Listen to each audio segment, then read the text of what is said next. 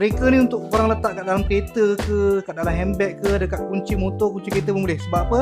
Dia boleh track tau bila korang hilang ke apa kan. Untuk Android korang boleh download Google Find My ni. Dia tinggal connectkan dia dengan dia punya device ni.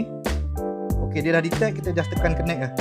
Okay, done Kita buka, kita tengok Okay, dia ada kat sini. Dia tulis live tag ni. Kita boleh tekan. Contohlah, yang ni kau dah lekatkan kunci kereta korang kan. Bangun pagi terlupa kan. Kita boleh play sound.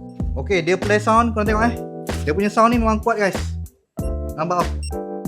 Jadi pagi-pagi tak ada dah, terlambat pergi kerja, nak cari kunci kereta kan. Bila nak stopkan dia sound, korang boleh tekan balik stop. Lagi satu, tracker ni boleh tahu lokasi dia tau. Korang boleh tekan, lepas tu korang boleh tengok lokasi dia. Dekat situ. Jadi korang tinggal, bila sampai dekat nanti korang boleh tekan bunyi play sound, korang boleh detect barang-barang yang korang letak tu dekat kereta pun boleh. Jadi kat mana korang dapatkan tracker ni memudahkan urusan korang. Barang hilang ke, nak pantau anak korang ke, korang boleh tekan link kat bawah.